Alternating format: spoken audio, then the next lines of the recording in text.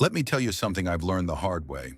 Life doesn't tap you on the shoulder and whisper, "Hey, you're halfway there." It doesn't send a letter or a warning sign in the mail. No, it speaks through your body. Quiet at first, then louder. And if you don't listen, it might be too late. I'm not trying to scare you. I'm trying to wake you up because I've seen too many people ignore what their body was trying to say. They walked around thinking they were fine until one day they weren't. Until one day the doctor looked at them with sad eyes. Until one day they didn't wake up. You might be wondering how many years you have left.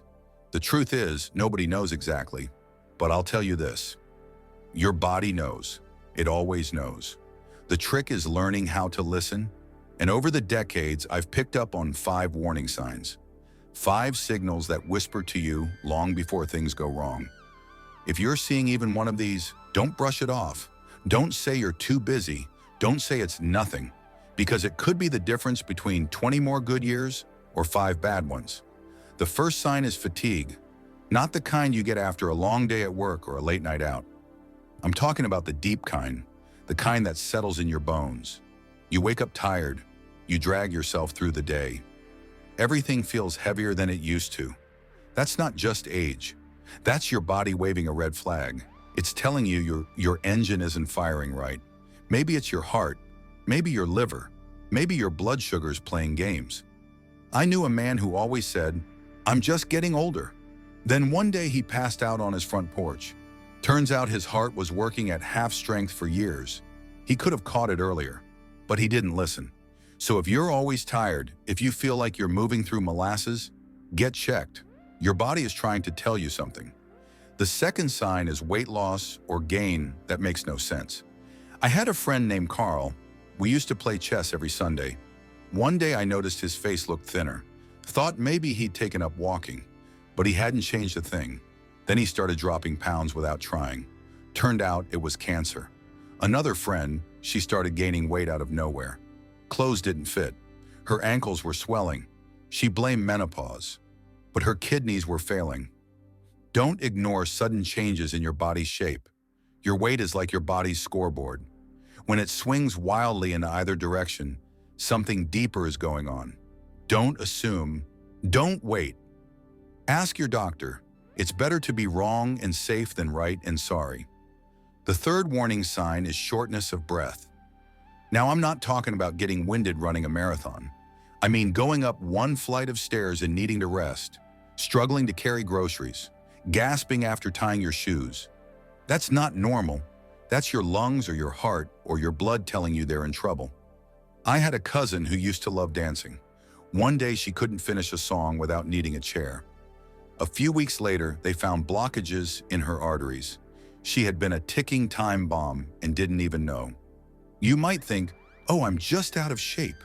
But if it comes on suddenly or gets worse fast, don't ignore it. It's not weakness, it's a warning. The fourth sign is brain fog. Now listen, we all forget things. I've misplaced my glasses more times than I care to admit. But I'm talking about when your mind feels like a thick cloud, when words escape you, when you walk into rooms and forget why, when names of people you love suddenly go blank. That's not just aging. That could be your brain struggling. Maybe it's your circulation. Maybe it's your blood sugar. Maybe it's early dementia. I've watched proud, sharp men become shells of themselves because they ignored this sign. They laughed it off. They called it senior moments. But it was something more. And the sooner you catch it, the more time you have to slow it down, to fight back, to hold on to who you are. The fifth and final sign is your gut. I'm not talking about your belly size, I mean your digestion. If you're always bloated, if you have pain that comes and goes, if your stool looks different for days at a time, these are not small things. Your gut is where your immune system lives. It's the foundation of your health. When it starts acting up, it's not just about what you ate. It could be inflammation, it could be cancer, it could be your liver trying to cry for help. I lost my brother to colon cancer because he thought his stomach issues were just stress. He ignored it until the pain was too loud to silence. By then it had spread. He was gone in 6 months. I don't say that to scare you. I say it so you don't have to live the same story. Now let me tell you why most people miss these signs. It's because they think they're invincible, or they think it's just aging, or they're too proud to go to the doctor, or they're too busy working and raising kids and paying bills. I get it, I really do. But let me ask you something. What's the point of working so hard if you're not going to be around to enjoy the fruits of it? What's the point of taking care of others if you won't take care of yourself? When I was younger, I thought I had forever. I pushed through the pain, I ignored the headaches, I worked through the exhaustion. But then I lost friends. Then I got my own scare. One day I stood in front of the mirror and didn't recognize the man looking back. He looked tired, he looked drained, and something inside me said, "Listen now, before it's too late." So I did. I changed how I ate. I got checked. I slowed down and paid attention. I'm still here today because I didn't wait, because I learned to listen. I'm not telling you to live in fear. I'm telling you to live with awareness. Your body is talking to you all the time, in whispers and nudges, in aches and changes. It doesn't lie, it doesn't exaggerate, it tells the truth, but only if you're willing to hear it. You want to know how many years you have left? I can't tell you that. No one can. But I can tell you this. If you ignore the signs, you're stealing time from yourself. If you pay attention, if you act early, if you treat your body like the precious gift it is, you might get more years than you ever dreamed. So if you felt tired for too long, if you've seen your weight change for no reason, if you've struggled to breathe or think or digest, don't brush it off. Don't wait until next month or next year. Listen now. Ask the hard questions, get the tests, do the work. You are not too busy. You are not too old. You are not too far gone. Every year is a gift, every sunrise a second chance, but only if you're alive to see it. Don't let your pride or your fear or your routine take that from you. You've got people who love you, people who need you, and even if you don't, you've got you, and you're worth fighting for. You're worth listening to. I'm just an old man now, but I've learned that wisdom doesn't come from books. It comes from pain, from watching too many funerals, from feeling regret settle into your bones. I don't want that for you. I want you to have more mornings, more laughs, more memories, and all it takes is listening. So ask yourself, really ask, is your body trying to tell you something? And if the answer is yes, what are you going to do about it? Time is ticking, but it's not too late, not if you start today. Now let's clear some common questions. Have you considered how your health choices today are silently writing the next chapter of your future, for better or worse? Ah, my friend, sit with me a moment. Let an old man share something he learned not through books or lectures, but through the unforgiving teacher we call life. I want to ask you something. Have you truly considered how your health choices today are silently writing the next chapter of your future, for better or worse?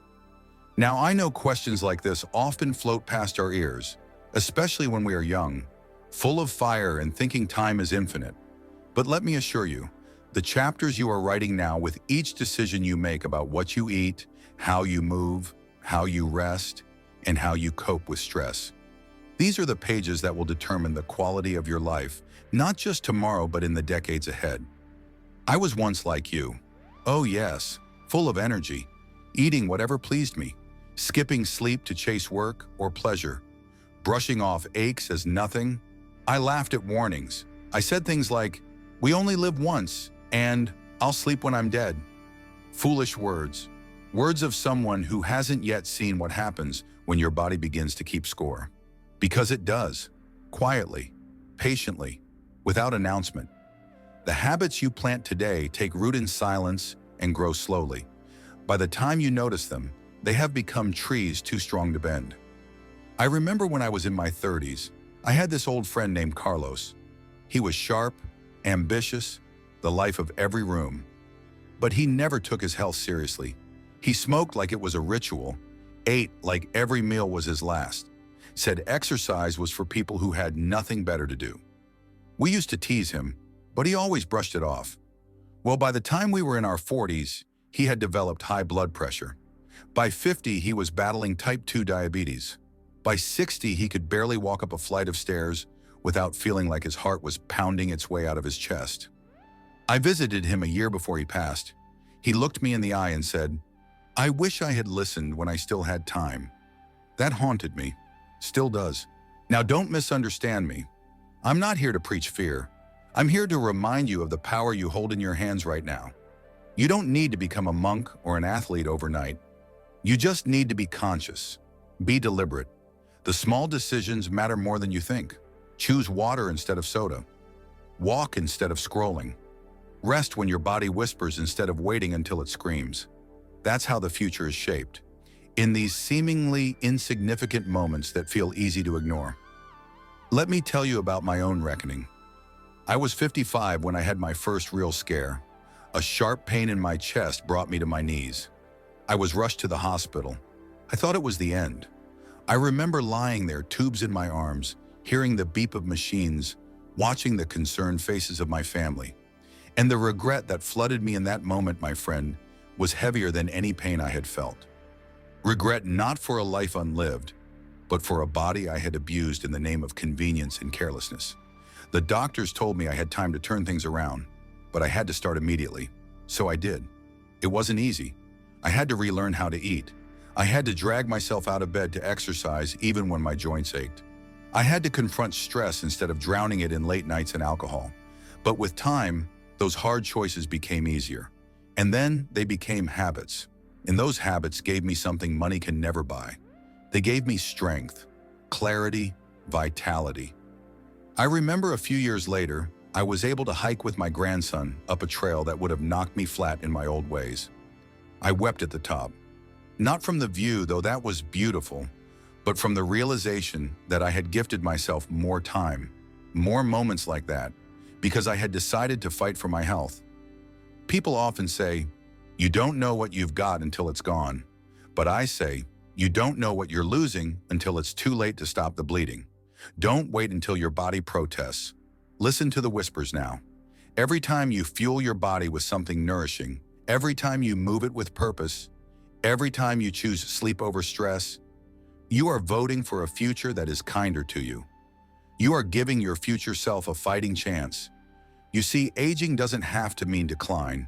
It can mean growth, wisdom, deeper joy, but only if you have the health to experience it.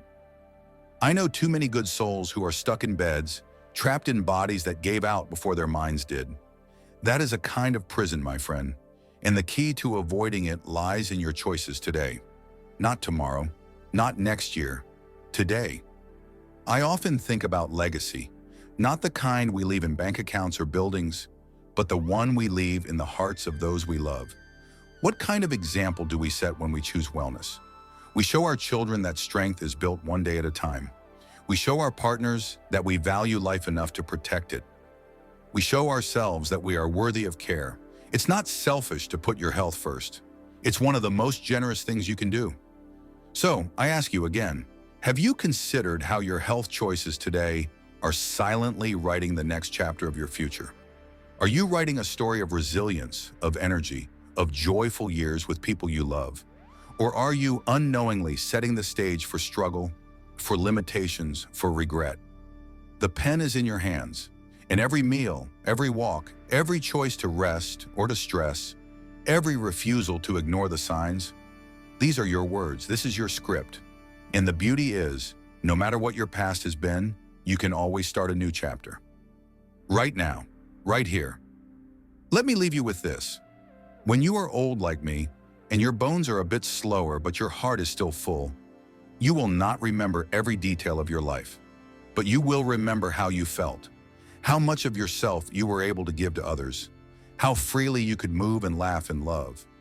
Give your future self the gift of a body that can carry your dreams, not cage them. Take care now, not because you fear illness, but because you cherish life, because you deserve to feel alive. Every single day. What would you do differently if you knew you only had 5 more years to live? And what's stopping you from doing it now? Now that is a question that can stir the soul if you let it. What would you do differently if you knew you only had 5 more years to live? And what's stopping you from doing it now? Sit with that for a moment, truly. Let it echo through the quiet places of your heart. I've lived many years, seen many things, loved and lost, failed and risen again. But if there's one thing I've learned, it is this. Most of us live as though time is a bottomless well. We keep telling ourselves there's always tomorrow. We keep stacking up dreams like dusty books on a shelf, promising we'll open them later. But later, my friend, has a strange way of disappearing before we even realize it was here. If someone had told me when I was 50 that I had only 5 years left, I believe my days would have looked a lot different. I would have laughed more freely without wondering who was watching. I would have told people I loved them without holding back, without waiting for the right moment. I would have taken more walks in the woods just to feel the earth beneath my feet. I would have played more music, danced in the kitchen, taken more photographs, and said yes to more adventures. I would have worked less, not because work is evil, but because it's so often where we hide from the things that really matter. If I had only 5 years left, I would have held my grandchildren longer, looked into my wife's eyes more intently, spoken less and listened more. I would have made peace with those I had pushed away. I would have stopped trying to be perfect and started just being fully present. And do you know what's stopping most of us from doing these things now? Fear, habit, the illusion of control. We're afraid to break routine, afraid to be vulnerable, afraid to live in the open. We convince ourselves we'll get around to it after the bills are paid, after the next promotion, after the kids are older, after the timing feels right. But the truth is, the timing is never perfect. Life is messy and unpredictable. And if you wait for it to settle before you start truly living, you'll spend your whole life waiting. I remember once when I was in my early 60s, I met a man on a train. He was quiet at first, but after a while we got to talking. He was 79, thin and stooped, with eyes like old river stones, worn but still gleaming. He told me he had been diagnosed with terminal cancer, said the doctors had given him maybe 2 years. I asked him what he planned to do with the time he had left. He smiled and said, "Everything I should have done when I thought I had forever." That stuck with me like a nail in the wood of my memory. Since then, I've asked myself often, if I had 5 years left, what would I regret not doing? Not once have I answered, I wish I had spent more time working late, or I wish I had won more arguments. The regrets that surface are always about connection, about experience, about the times I played it safe when my soul was crying out to leap. And here's the twist, the cruel joke we play on ourselves. We think we have more time than we do. We act as if we're immortal until something forces us to remember we're not. I want to tell you a story. I had a brother, Peter. He was always the responsible one. Steady job, nice house, always planning for retirement. But life, as it often does, had other plans. At 62, just after he retired, he had a stroke, lost his speech, lost the use of one side of his body. He had spent his life saving and waiting, and just when he was ready to start living on his own terms, life pulled the rug from under him. I remember sitting beside him in the hospital. He couldn't speak, but his eyes told me everything. Regret. Not about his job, not about the money, about the time he had let pass, about the dreams he had shelved for later. He died 3 years later, and I carry that lesson with me every single day. So what would you do if you had 5 years? Would you travel to places you've only seen in pictures? Would you start painting again or learn to play the piano? Would you tell that person how you really feel? Would you mend old wounds? Would you finally chase that idea that has been living in the back of your mind, whispering to you in the quiet hours? And if so, why wait? What are you really waiting for? Do you need someone to give you permission? Then I give it to you here and now. Live. Start today. Not all at once, not in some reckless burst, but in small, brave choices. A phone call you've been avoiding, a walk instead of another hour at your desk, a yes to something that scares you a little, a no to something that drains you. You don't need a terminal diagnosis to wake up. You need only the realization that life is not a rehearsal. These moments are the real thing. This breath, this conversation, this beating heart. Each is a miracle disguised in ordinary clothing. I've known people who lived longer but felt less alive than those who had only a few years left. It's not the length of life that gives it meaning. It's the depth, the richness, the courage to be fully in it without waiting for some perfect sign. I sit now in the twilight of my days, not with sadness, but with deep gratitude. Not because I live perfectly, but because somewhere along the way, I stopped waiting. I started saying I love you without reason. I started planting flowers not to impress anyone, but just to watch them bloom. I stopped counting the years and started treasuring the days. And let me tell you, the days are where the magic happens. 5 years, 5 months, 5 minutes. You never know which ones will hold your greatest joy. So my friend, let me ask you again. If you knew you had 5 years left, what would you change? And now that you've imagined it, what's stopping you from changing it today? Strip away the excuses, face the fear, and then step forward.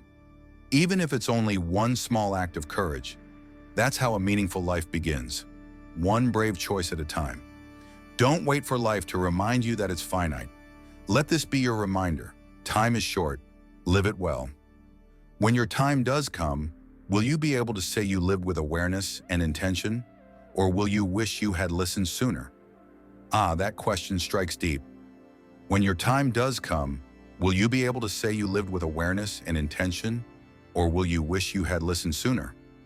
It is not just a question for quiet nights or long walks under the stars. It is one that deserves to be carried in your pocket every single day. And believe me, as someone who has seen the sun rise and fall more times than I can count, I can tell you the answer does not wait for your final breath. It builds slowly with every choice you make, with every moment you decide either to wake up to your life or to sleepwalk through it. I didn't always live with awareness. No, I'll admit that openly. I spent a good portion of my early life chasing things that never filled me. I chased money, praise, security.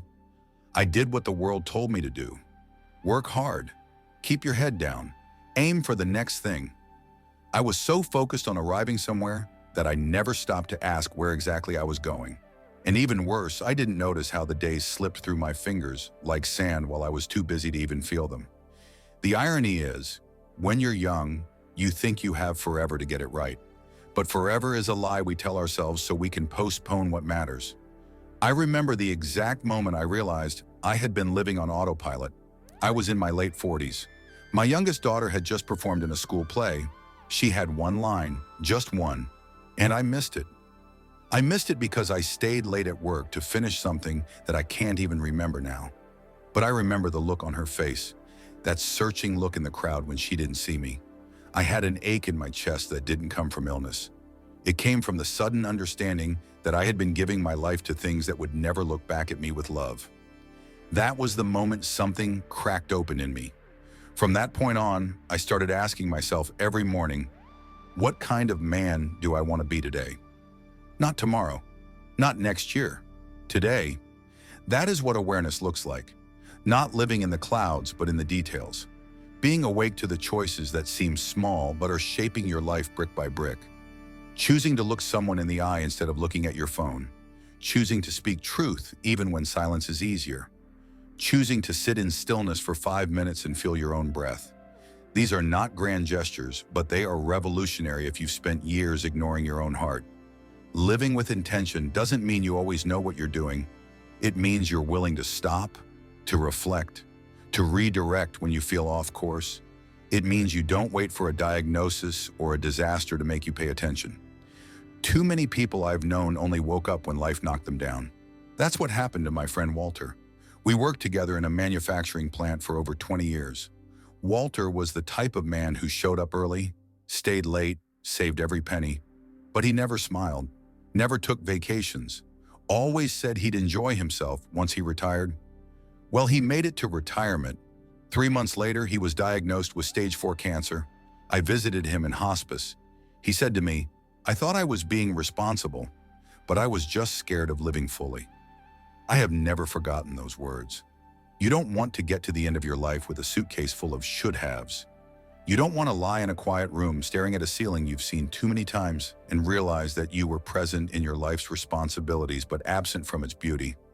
Awareness is about seeing the people around you, seeing your own patterns, seeing the sunset instead of speeding past it. Intention is about choosing what matters, choosing who you want to be even when it's hard, especially when it's hard. There were times in my life when I forgot, when I slipped back into old habits, when I let busyness dress itself up as purpose.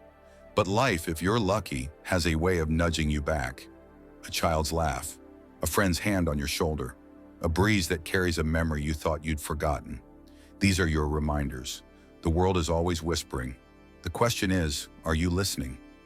I often think about what people say at funerals, not just the ones I've attended, but the ones I imagine for myself. People don't talk about how many hours you worked. They talk about how you made them feel. They talk about the time you stayed up all night with them when they were grieving. They talk about your laugh, your warmth, the way you saw them when no one else did. That is the legacy of a life lived with awareness and intention. And that is something you build not in your grand moments, but in your daily ones.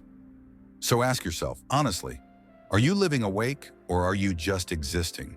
Are you choosing your life or letting it choose you? If your time came 5 years from now, or 1, or even tomorrow, could you say, I showed up, I paid attention, I loved deeply, I did not waste what I was given? Or would you wish you had started sooner? I have seen too many people with eyes full of sorrow over the time they lost waiting to be ready. Let me tell you this, you don't need to be ready, you just need to begin. Begin paying attention. Begin choosing what feels real. Begin listening to the quiet voice inside you that says, this matters. In the end, when your time does come, and it will, as surely as the tide returns to shore, you will not be asked if you were perfect. You will not be asked if you never stumbled. You will be asked if you truly lived. And my hope, my prayer for you, is that you will smile in that moment and say, yes, I lived, I loved, I learned, I woke up, and I stayed awake. That is all anyone can hope for. That is the kind of life that leaves no room for regret. If you liked today's discussion, don't forget to like the video. And if you haven't subscribed to the channel yet, hit the subscribe button and the bell icon to stay updated with every video we release. And yes, don't forget to share your experiences and thoughts in the comments. Every comment is special to us. Your feedback helps us improve further. We'll continue to meet you in every new video on this channel. So until next time, take care.